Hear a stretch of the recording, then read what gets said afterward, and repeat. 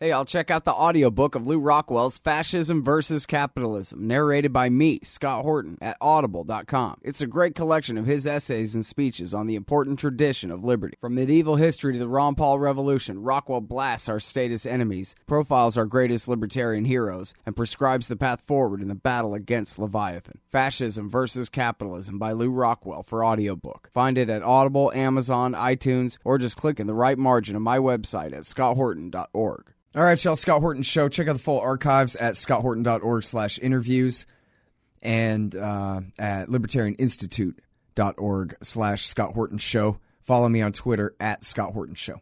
All right, introducing our friend Joey L., the photographer, Joey Lawrence. It's joeyl.com. And, yeah, boy, you talk about photography. This isn't your local family portrait studio. This is really incredible stuff that you've got here from, I guess, all over the world. You want to tell us real quick, get diverted before we get into the important news, where all you've been? And we talked before about all your great work in Syria and hanging out with the YPG and all that, but where all else in the world are you getting all these great pictures from? Thanks, these great pictures.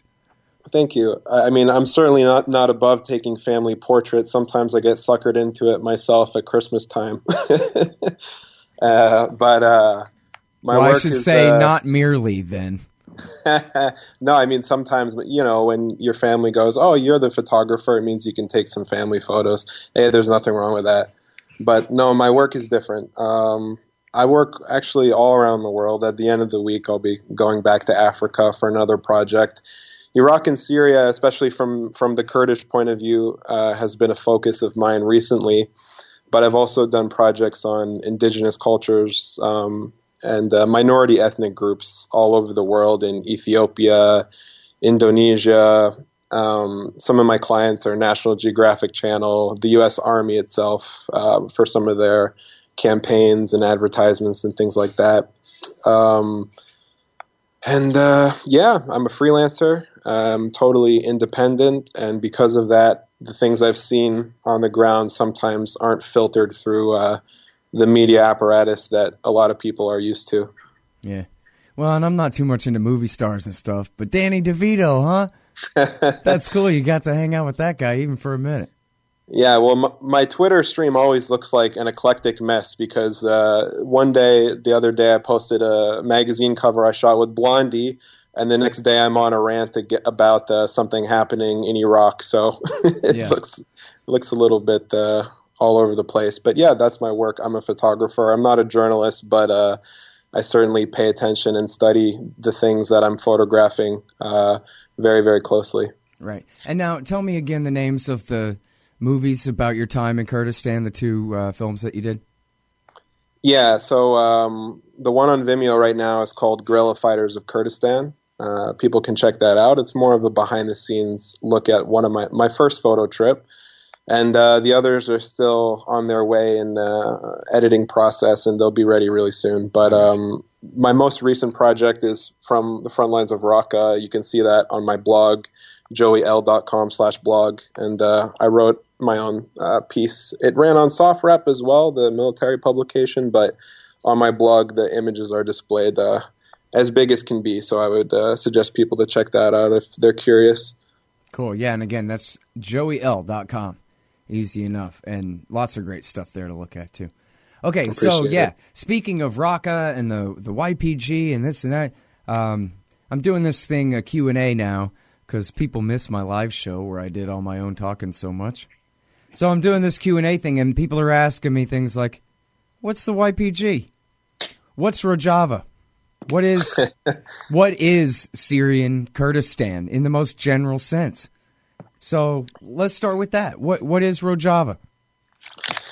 Rojava is a de facto autonomous zone that's run by Syrian Democratic Forces. So I guess the short form is the ancient homeland of the Kurds is divided up between some nation states we know today, such as Iraq, Syria, Turkey, Iran. Rojava refers to West Kurdistan. That's the word that Kurds use.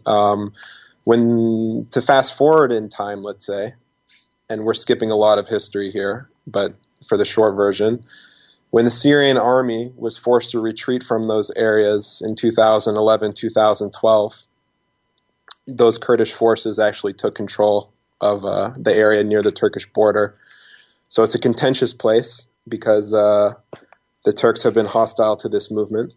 But it's de facto autonomous zone. Rojava is the Kurdish name. And I guess the more modern day use is being called North Syria Federation, because this area includes more than just Kurds, of course. It includes a lot of other ethnic groups, and there's Arabs, Turkmen, Syriacs, Kurds, all living together there. So the name they use now is North Federation. I see. So now, at the start of the war, really the casus belli, they said, was protecting the Yazidis. And now that's a religious designation, and some of them are Kurds, but not all of them are Kurds. Is that right? It's a good question. I don't know what difference it makes. I'm just curious. Yeah. If you talk to some Yazidi people, they'll associate themselves with Kurds, such as my translator, who I've worked with on every trip of mine. He's a Kurd first, and he considers his religion Yazidi. Some Yazidis believe that Yazidi is an ethnic group, so they're uncomfortable by being called Kurds, because you have to remember that these are a minority group, and basically how that works is if you're surrounded by other groups, sometimes to survive you have to adopt their identity. So some Yazidis might one day have called themselves Arabs because they live next to Arabs. You had it right yourself. It doesn't really matter, but these are the thoughts of the local people. So what I do is sort of just make a distinction to be careful, and however somebody wants to be called, I'll just use that word. But it does matter. It just doesn't matter to me, but it does matter to them, and it matters to the people they have to deal with. So that's why it's important. Yes, yeah. So that's why I'll use whatever term that they feel comfortable with, because it's I'm not an anthropologist. It's not up to me to decide. Sure. Okay, so now, did I understand you right when we were just talking a minute ago before we started the recording here that back when you were embedded with these YPG forces, that those were primarily Yazidis within the YPG? Is that right? No. So, okay, I misunderstood. I had it right the first time, and I just now was confused. Okay. No, it's hard because like anything in this war, it's acronym soup. But YPG is the Syrian Kurds. That's the name of their militia. The acronym stands for People's Protection Forces, People's Defense Forces. Yebeshe, YBS, is the name of the Yazidi militia in Sinjar Mountain. You can say that Yebeshe was trained by PKK and YPG. So I'll give you basically a very rough background of what happened, because it'll make a lot more sense if I explain it this way. In August 2014, when ISIS had its horrific offensive in the Nineveh Plains and in that region near Mosul, of course, you heard of the atrocities and the genocide committed against Yazidi people. Now, in that month, Peshmerga forces, Iraqi army forces, fled that region. They retreated from that region. They also confiscated a lot of the weapons that local Yazidi people had. And basically, the people that came and opened up a humanitarian corridor from Syria, because Sinjar Mountain is very close to Syria, were YPG fighters first and foremost. These were individual fighters that actually didn't even receive an order from their commander. They just went, after hearing about the atrocities, they went themselves in pickup trucks with just light arms. As all these other more equipped forces were retreating, they actually entered ISIS territory by themselves with light weapons. They made a corridor in the mountain and started to save Yazidi families. At the same time, PKK guerrilla fighters also entered using the Syrian corridor. They joined as well, and they saved thousands of Yazidi families. And basically, those commanders would go on to organize Yazidi fighters in refugee camps, give them training, both ideologically training in the way of PKK, militarily training in the way of guerrilla forces. and they established Yebishe, which has the similar like YPG. They have a component of male and female fighters. And at this time, Yebishe has about 2,000 fighters. In the beginning, I mean, I've been with this group 3 times. Early, a lot of their ranks were made up of PKK fighters because they were very new force and being trained. After Sinjar, the city itself was liberated from ISIS by these fighters as well as Peshmerga working together. A lot of those PKK commanders left to go on to fight inside Turkey and elsewhere, leaving Yebishe with some commanders, but basically at that point they were self-sustainable. If I could estimate myself, I would say 70 to 80% of Yebishe are local Yazidis that are refugees and survivors of the genocide. The rest are sort of hardcore guerrilla fighters with a lot of experience organizing them. So that's the situation today, and as you saw, there's a lot of tension between this local Yazidi force and the Peshmerga, who are politically oriented to the KDP, Iraqi Kurdistan Party. Mm-hmm. So that's sort of everything that happened up until this moment. Well, it's sort of a side issue, but I kind of think it's worth bringing up there that when Obama said, well, we have to start the war so we can go save the Yazidis, that they were already saved. As you're saying, the PKK had already come and, through this corridor and rescued the bulk of them. And then I think, maybe this is confirmation bias run amok, but I don't think it is, that even Barbara Starr at CNN said, well, geez, when the Special Operations Forces got there, the few Yazidis that were left on Mount Sinjar at that moment waved them off and said, everything's cool here, we're fine. Everybody who wanted to leave has already left, and it's okay. And this was the start of the war. This was the weapons of mass destruction for Iraq War III, was a genocide that had already been thwarted. Well, it's true that there was a huge humanitarian problem still at that time. There was still a lot of missing families on the mountain, and it is true that these sort of ragtag startup forces needed help. But as you know yourself, Scott, when you get involved in war, to beat the drum of war, you always choose one military purpose and one humanitarian purpose. And when Obama entered the war, I believe that he used Sinjar Mountain as a humanitarian purpose because Americans could connect with some of the Christians or Yazidis or minorities and things like that. Mm-hmm. But I would say that the situation was grave at that time, even though a lot of them had safely settled inside Syria. Those front lines were still very unknown, and even where they were settled at that time was very unstable. Yeah. Well, yeah, you're right, though, that a few men, women, and children hole up on Mount Sinjar is a lot better PR story than, well, Exxon has interests in Erbil. We got to make sure that they don't get that far east. That was the real question that they were concerned about, I think. Yes, you're right. At that time, ISIS was at the gates of Erbil, and that's when the airstrikes started happening as well. So you can choose whatever theory you like, but I think the answer is a combination of many things happening all at the same time. Yeah, one reason, one excuse. I'm with you. Exactly. Yeah.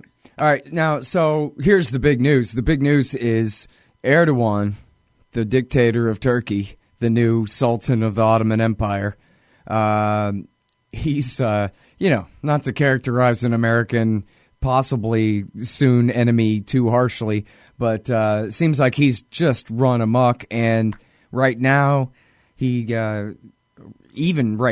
yesterday he was bombing who all now? The YPG and the YBS both? And was he doing it with the coordination with the Americans or over the Americans' dead bodies? Because I thought that our Delta Force guys are embedded, and our Marines, our MARSOC, and all these guys are embedded with the YPG right now. Are the Turks risking bombing American soldiers, or what is going on over there? Yes, they are. It's a serious escalation. They did the other night around 2 a.m. They did a number of strikes.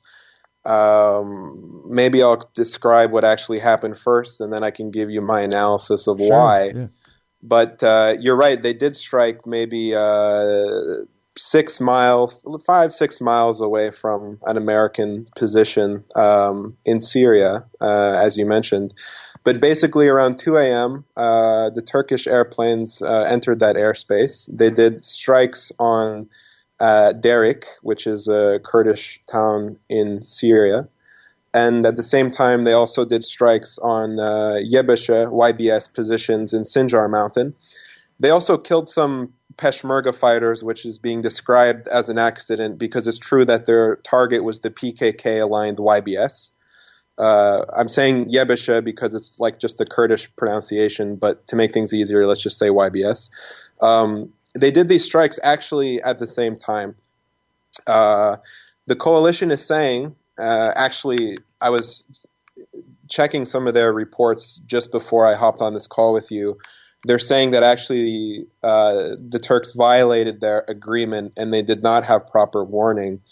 And they seem pretty pissed off about it, and rightly so.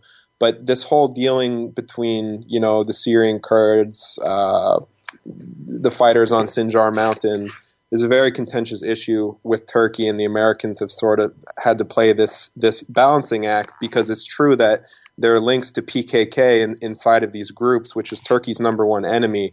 So although they're the coalition's most valuable partner in the fight against ISIS, as well as many other ideological reasons that are in tune with the U.S. policy, let's say, which is turned against radical jihadists recently, they're playing this very dangerous balancing act where the Americans are saying that there's no links to these fighters, and it's very obvious there is. They're not the same group, but nobody really understands what I like to describe the Kurdish hive mind, where they just automatically write off these YBS fighters, which are local Yazidis from the region. Turkey can say, these are just PKK. These are terrorists. America, you list these guys as terrorists too. Why do you have a problem when we strike them? Like many things in this war, the reality is way more complicated and way more gray. So what I believe Turkey did was it's interesting to see what they actually hit. So on the top of Sinjar Mountain, there's a radio tower, which is also a YBS base and shared with PKK. And they took out that radio tower, which I'm pretty sure is not just broadcasting music and local news. It's probably being used as some sort of communications network as well. And in Derik, they also struck that tower, which is nearby the media center. Actually, a friend of mine who's a local there told me that he believes the Turks may have killed the YPG's entire media department, which is very troubling. So they're taking out communications on both the Syrian side and the Iraqi side of this guerrilla movement, let's say. So what I think the Turks are actually doing is they're forcing the Americans into a corner where they say, okay, America, you told us that there's no PKK connections to your champion's SDF. So when we strike both of them at the same time, what are you going to do? Are you going to make a press report that says we're against the strikes in Syria, but then say nothing against Iraq? Are you going to make a statement saying both are wrong? How far are you invested in with this group, America? I think that's what the Turks are trying to prod and push. I guess I'm confused in a little bit. Yeah. So you're saying to the DOD, the idea that the SDF is the YPG is deniable somehow? They're saying that, no, we're not. And the YPG, again, I guess I'm oversimplifying, but mostly that means the Syrian branch of the PKK in Turkey, that Erdogan's real enemies that he hates the most of all. But you're saying that when the DOD renamed the YPG the SDF, that means that then they're trying to claim to the Turks that, yeah, there's no PKK here, there's no YPG here, these are just the SDF, the Democratic Forces. Is that right? Or I'm misunderstanding? No. So, okay. Let's sort of, but not really. Okay.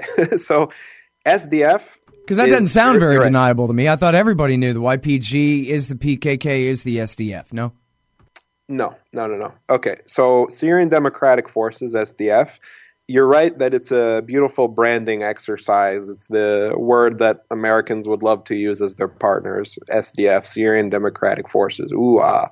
Now, it's not denied by them that YPG is, let's say, the most the largest force inside SDF, as well as the best fighters or most trained fighters. So that's well known. YPG is a Kurdish militia, but you have to understand there's also thousands of Arabs inside YPG. It's not a sectarian movement. It's just a militia that started with Kurds. SDF, that umbrella, also involves a lot of Free Syrian Army groups, if you can believe it, but not... These are more groups who fled their areas away from the extremists and ended up linking up with Kurds in some offensive. So those groups are also under the SDF umbrella, as well as nowadays when SDF takes a region and they can recruit from that population, those Arab fighters or those local fighters, whoever town they take, join SDF. So YPG is a large force inside SDF, but there's no denying that YPG is a group within SDF. What is denied is a history of guerrilla fighters leaving Kandil Mountains and going to Syria to help train these local forces to create YPG.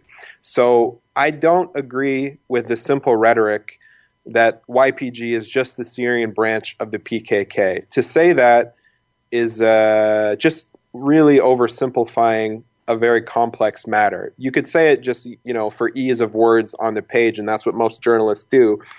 But the reality of the situation is it's more like Kurdish hive mind. There's a lot of people that study the theories of the PKK's founder that are not PKK members, or they even have training in Kandil Mountains, but it doesn't mean they're guerrilla fighters.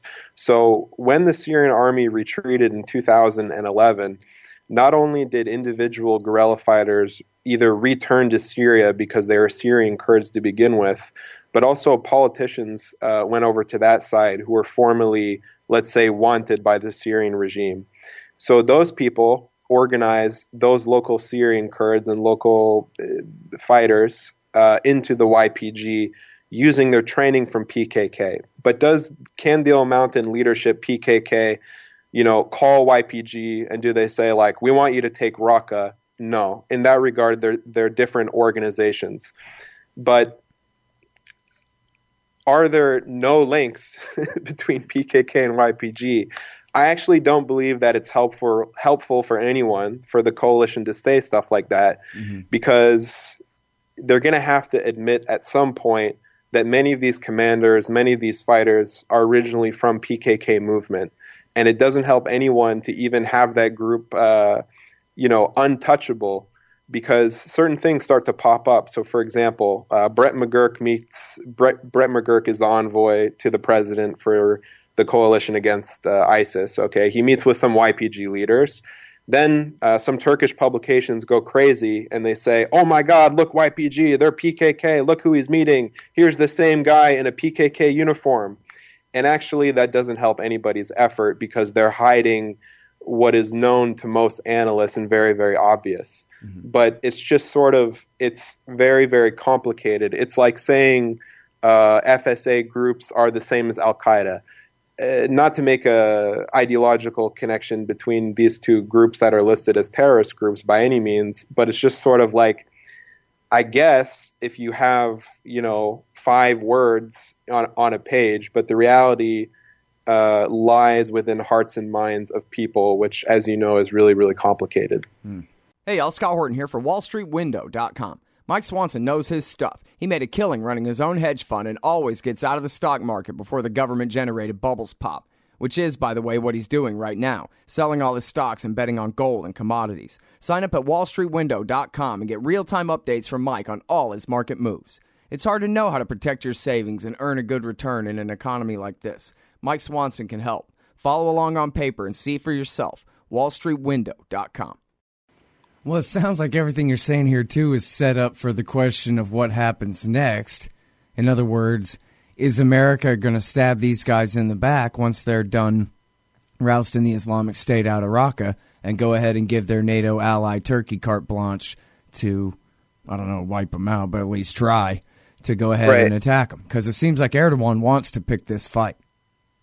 Yes. So these orders, you could say, now that Erdogan has been empowered through the referendum process, which, as we know, is got to be false. or skewed in some way. You could say that these orders now, these attacks are coming directly from Erdogan because, there's nobody in Turkey now that has supreme power, such as as you said, the Sultan of the new Ottoman Empire does. So I think what he's doing is he's making these strikes on these two forces that America tries to separate. And he's putting his ear to the ground and he's seeing how much America is invested in these forces. How much do they want to gamble their relationship with Turkey on this Kurdish-led militia? So he'll do these strikes. It's a very bold move. Like nothing like this has ever been done before. And he'll put his ear to the ground and sort of see what the outrage is. He wants to see the coalition, how far they speak, and that's going to determine, to calculate his next moves. So if you remember, there was a Turkish incursion called Euphrates Shield into Syria, and they had started to not just attack ISIS, let's say, but the real offensive was aimed at SDF. Now, this mobilized the Americans to put strikers and their forces to make a temporary border. That was, I think, phase one, where America said, okay, we're very invested in these fighters. These are our number one partners to get ISIS out of Raqqa. We're going to challenge you and go a step further. These airstrikes are one more escalation on that. Erdogan saying, okay, let's bluff here. How much further do you want to go with this? So that's sort of the very dangerous game that is being played. Yeah. YBS seems like not a big deal. They seem, okay, it's a small Yazidi militia. They are holding, very important front lines against ISIS, in Yazidi areas. It's very dangerous to strike them right now. But they seem, let's say, in the big grand game of chess that's being played between global powers, they might seem unimportant, but they're not, because these fighters, everyone's paying attention to what's going on, including SDF. There was a unit of YBS that fought alongside SDF in the Manbij operation. All these people know one another. So when Turkey does these attacks and SDF sees that America's not doing anything, they say to themselves, why would we continue to fight on behalf of America when they allow their partner to attack us and backstab us? At this time, they haven't halted their operations for Raqqa, but I'm sure that those conversations, if you were a fly on the wall between the coalition and SDF leaders right now, is probably very, very heated. So, because, in other words, this is our infantry to take Raqqa. It's white officers with these guys are the soldiers, and they could just choose not to. That's way outside of their territory to go and roust the Islamic State out of Raqqa, right? Yeah, it's like, why would we sacrifice, our forces' lives for this operation in Raqqa if we don't benefit from it, number one? Why would they do that? They would not. And number two, YBS are our friends. They're like, our counterparts inside Sinjar Mountain. If you allow Turkey to openly strike them, what's going to happen when ISIS is gone from Raqqa? Are you going to turn our backs on us then? So, like I said, it seems like a small, unimportant force, but it's not, because everyone's paying attention. And I think that's why Turkey actually did this strike, because it's something it can get away with, because it says, oh, these forces are just PKK. They just give them this label, and all the Turkish publications say, "Oh, but PKK is a terrorist group." Blah blah blah. Look, it's okay that we strike them, and it makes the Americans not want to come right out and say, "Yes, they are PKK, but we like them," or whatever. Too, Of course. I mean, the very idea, the reason why groups are designated as a terrorist group in the first place is to put pressure on them to reform their activity so they can get the label off. PKK has done this many times with ceasefires, and the label has not been taken off. And then one side violates a ceasefire, whether it's PKK or Turkey, the violence starts once again. A total shit show happens, and then things quiet down once again. But this label is one that is, nearly next to impossible to peel off. And it's just, to get rid of a huge NATO ally like Turkey in place of a small militia like YBS is, obviously not worth it on the grand geopolitical scale. But if you think of Turkish regime and Erdogan and how he's just sort of been on the side of the jihadists this entire war, right. It's like, is this an actual American ally or not? That's sort of probably being debated inside Washington now. It's like, how far can we actually push the Turks? How much are they bluffing with this? Right. And how does this affect their national security after ISIS when you have all these, Kurdish ambitions being fulfilled just across the border from Turkey? How does this affect the Kurdish population inside Turkey? Will they be inspired to uprise themselves? Mm-hmm. Well, something that always surprised me was, and I guess I don't know the exact chronology here of when Erdogan and Baghdadi decided to stop being friends. Do you know that history?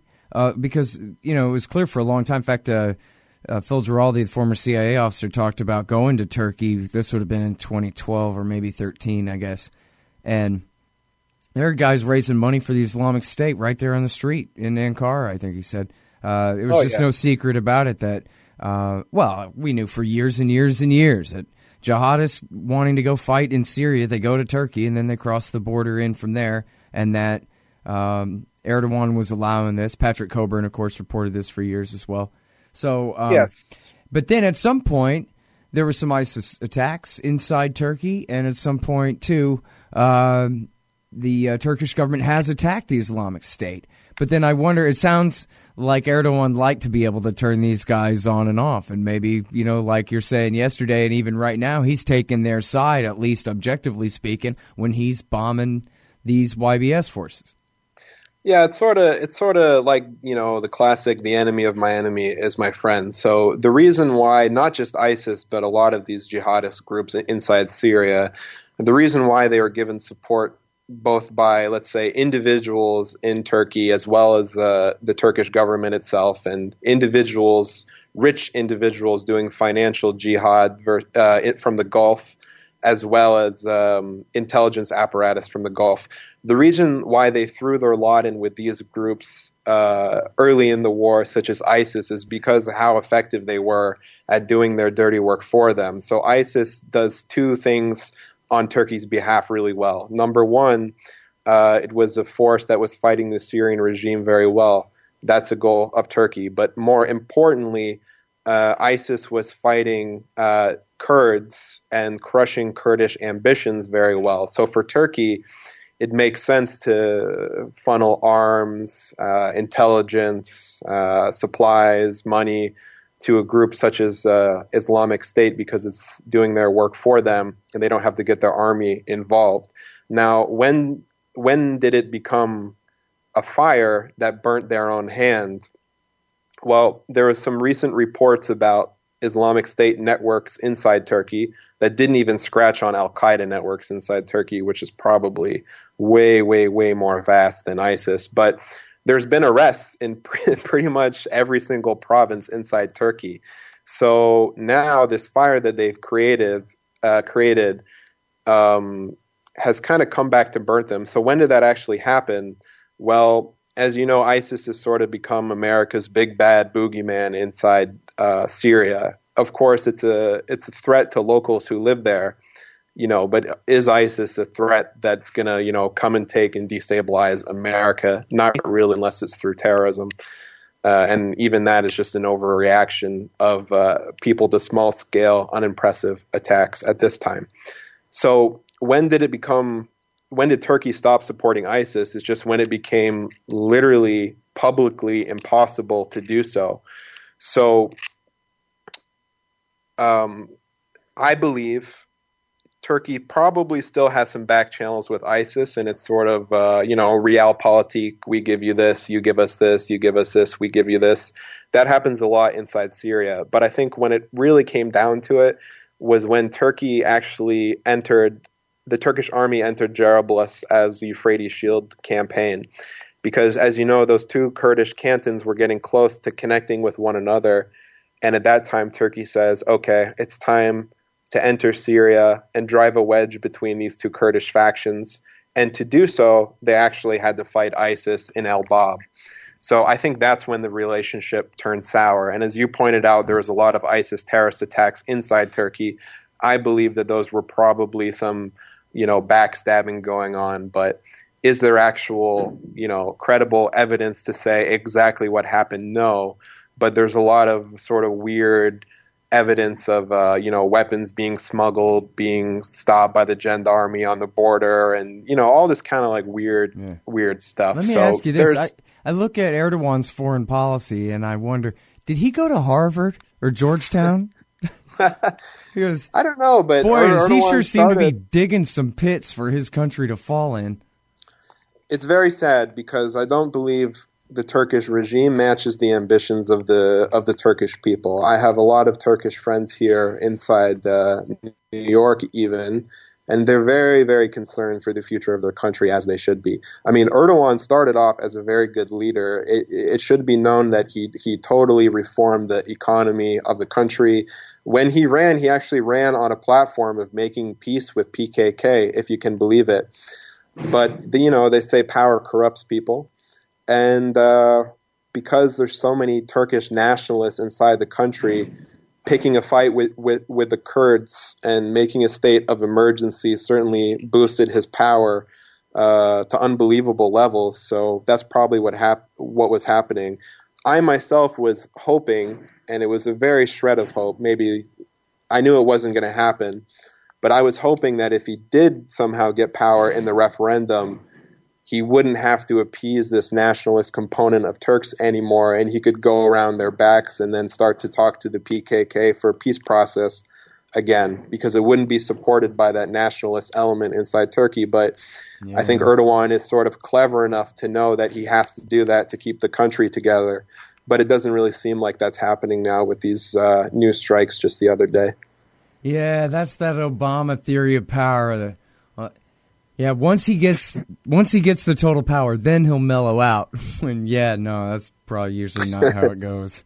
Well, I was hoping this because I see what you mean, though, that he would have the autonomy to do so. But yeah, if you overlay a map of the poorest regions inside Turkey and you overlay a map on top of that of Kurdistan inside Turkey, they're one and the same. In this region, these people have been oppressed for so long that it's not surprising that an armed movement such as PKK has risen to such a powerful level. And if Erdogan wants to truly undermine PKK, he needs to look at it in the same way of a goal of a charity, where charities say, when we go bankrupt, when we go out of business, it means that our purpose has been resolved. Like, we fixed the actual problems we started our charities for. So if Erdogan could find the way to reform those Kurdish areas and actually give people their rights, they wouldn't have a need for PKK. Right. But it's a dangerous game because he uses this to gain power and nationalistic fervor. I mean, these wars have a lot of local support.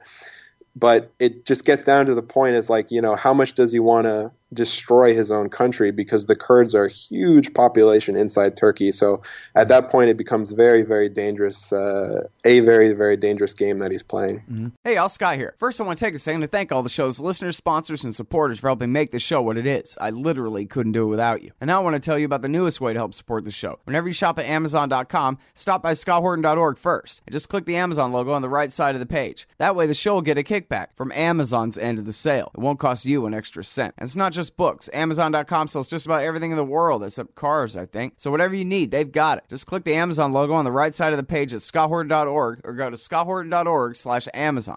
And I think we talked about this last time, that after a horrible war, this is one of the least reported stories of the 1990s, was Bill Clinton's help for the Turkish regime in their war against the Kurds back then. And after this, and I don't know how long that lasted and how many people died. It's just hardly reported at all. But when all that was over, it ended. They had a peace deal, and everybody was getting along, and it was only summer before last, wasn't it? When Erdogan decided to pick a fight with the PKK because that would undermine support for the much more moderate standing for election political faction of Kurds, that they're part of a coalition, I guess, with other Turks that were preventing him from having a supermajority in the parliament. Yes, the political situation inside Turkey right now resembles the exact era that PKK took up arms in 1984 against the Turkish government. So at that time, all the political figures that represented Kurdish rights were imprisoned. So you can fast forward to the modern day time, and all the leaders of HDP, which is let's say a leftist party that champions Kurdish rights, founded by Kurds, all those leaders are actually in jail at this time too. So there's some, very eerie similarities. And you had mentioned Erdogan using jihadist and Islamist movements to fulfill his own goals inside Syria.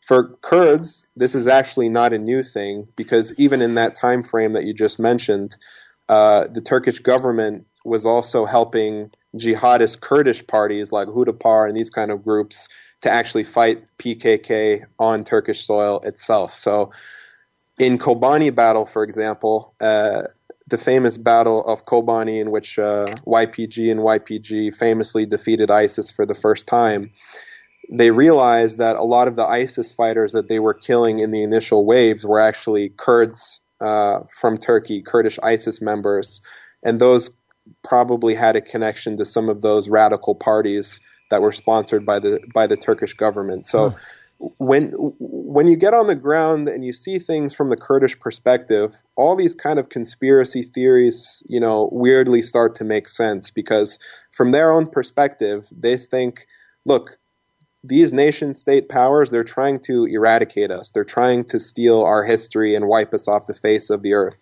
When you compare, past events with Kurds and modern day events with Yazidi genocide, all of those conspiracy theories definitely resonate, and it forces people to take up arms and fight those groups. And when you talk to them and they're fighting ISIS or the Turkish military, to them it's very little difference. Right.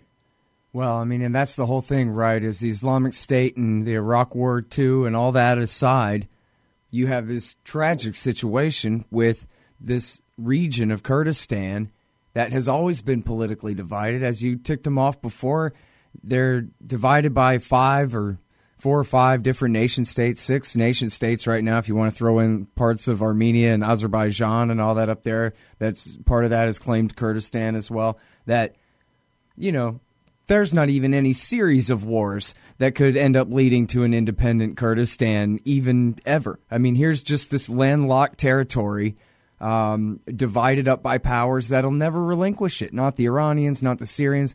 The Iraqi Shia army, I don't know if they could really do anything about it, but they would fight if autonomous northern Iraqi Kurdistan tried to really secede and break off and form a separate nation state and take Kirkuk with them and all of that. It'd be another war, right? You know what I mean? It's just the worst kind of tragedy. Even if you just took the early 21st century, everything George Bush caused and all that out of the equation, it's basically an unsolvable dilemma. Yeah, and politically, Kurds are divided themselves. Like you mentioned, the Iraqi Kurds that are have ambitions for statehood. The PKK ideology would actually criticize them and say that you are a puppet of Turkey because economically you're dependent on these oil deals as well as economic trade with the Turks. You're going about autonomy or statehood the wrong way because you're just doing as Kurds have always done in history and being used by a larger power, and it's not the real freedom. That would be their criticism of what the Iraqi Kurds are doing. What the Iraqi Kurds' criticism would be of the PKK movement is like, you guys have really, really large, wacky goals, and they're never going to become true because, what is libertarian socialism? This is not ever going to work in modern day era. You guys have your heads in the clouds. So that's sort of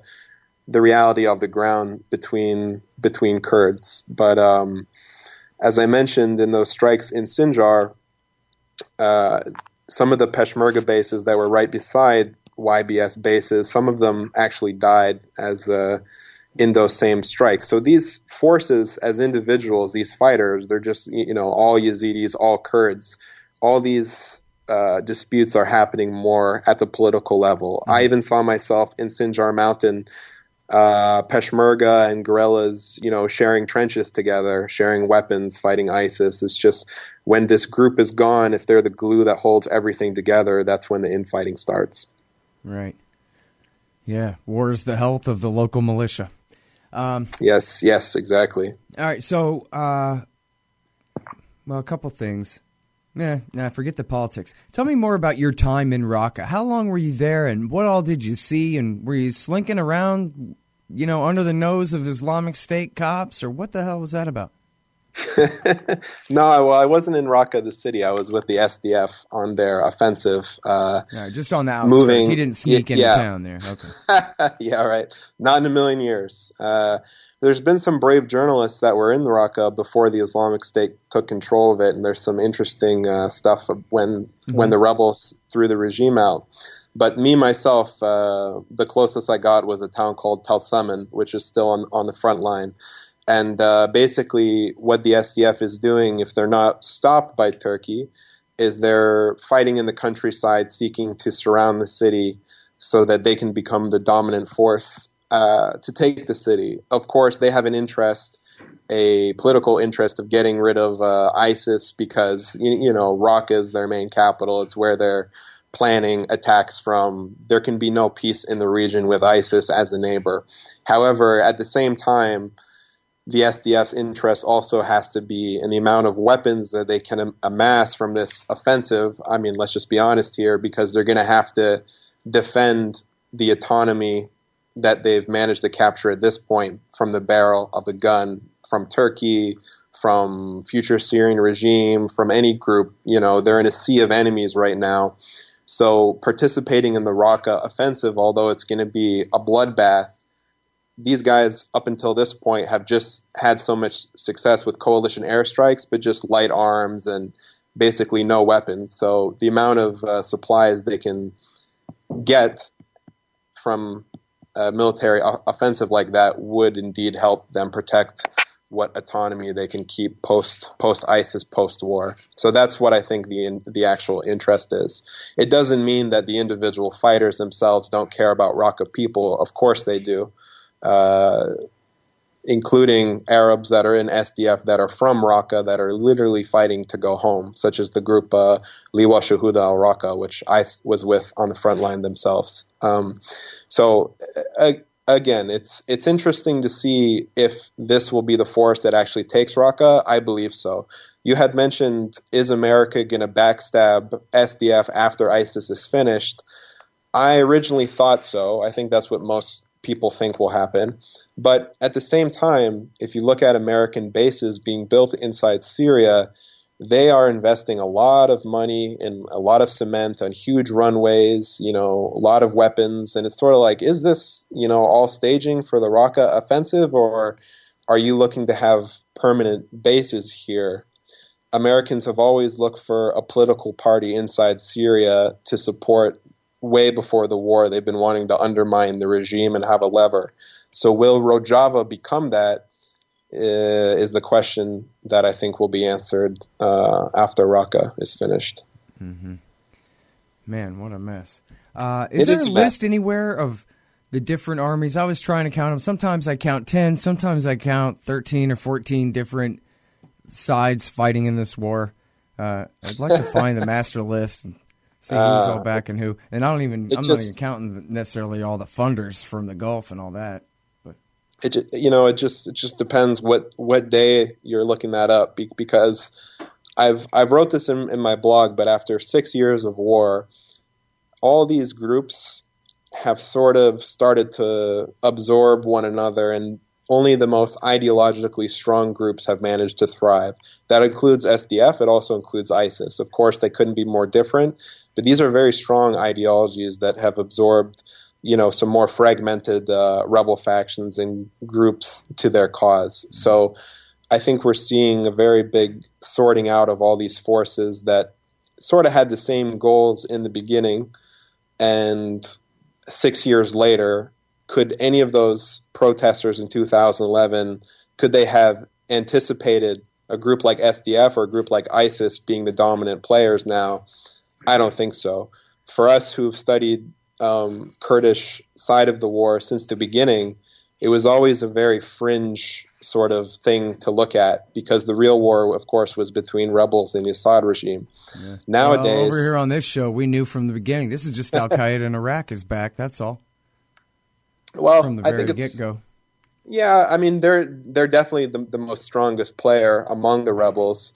And there are other FSA groups that are thrown in the mix, and they're just so powerless, they have to be silent. So, for example, when those Al-Qaeda fighters, Nusra fighters, Ahrar al-Sham, and rebels, when they do an offensive for a place like Idlib, okay, some analysts can argue, look at the rate of tow missiles, of heavy weapons being fired by Nusra. It's very low. Look, all the groups America support, look, they kept the weapons.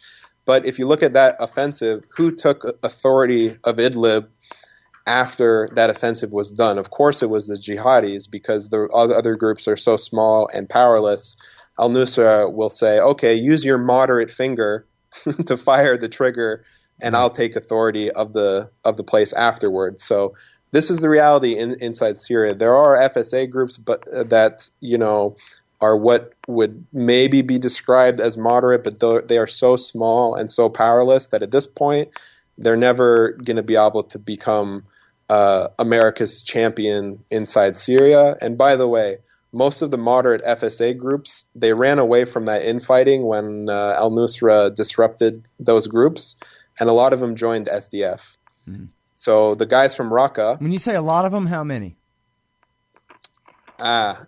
Never trust any figures that are given to you by hundreds any armed... or thousands? Thousands. So for example, this is the classic story of some of the Arab groups that are in SDF. They worked alongside Nusra and later alongside ISIS to throw the regime out of a city such as Raqqa. They even had like a group like Liwa Throw al-Raqqa even used the ISIS flag.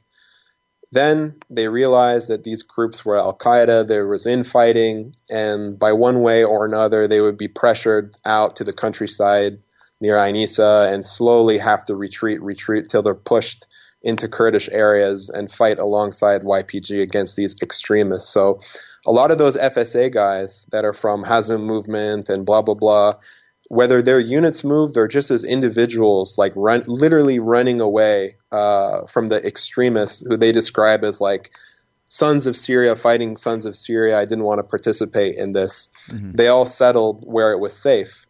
So that's why you find many of those fighters among SDF now.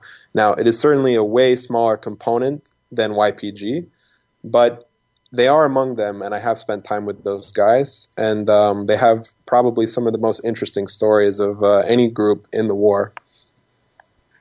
Well, now, how many of those... Oh, go ahead.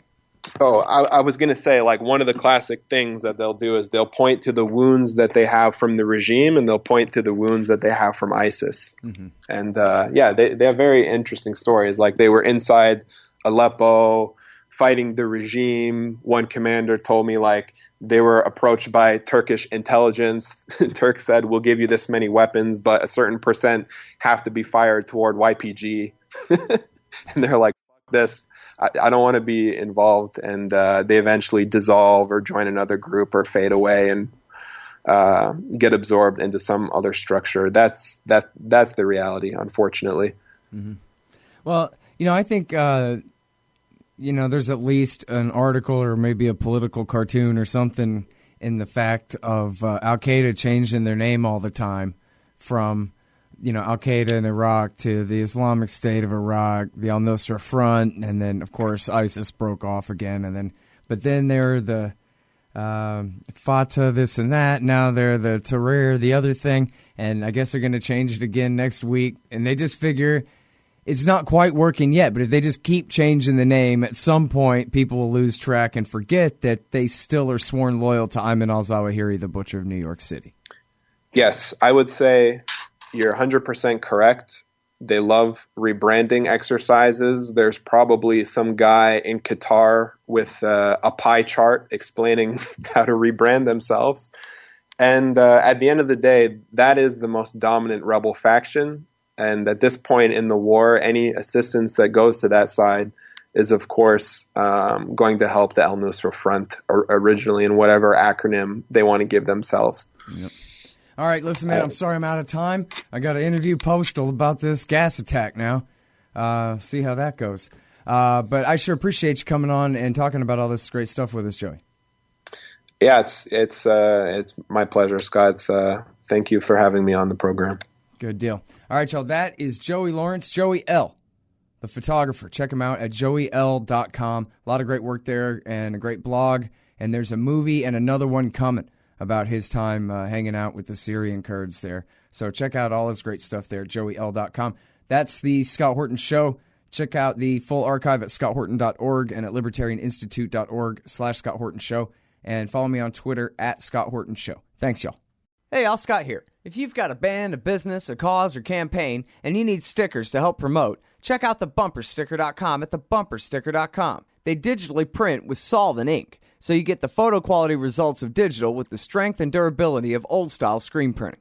I'm sure glad I sold thebumpersticker.com to Rick back when. He's made a hell of a great company out of it, and there are thousands of satisfied customers who agree with me, too.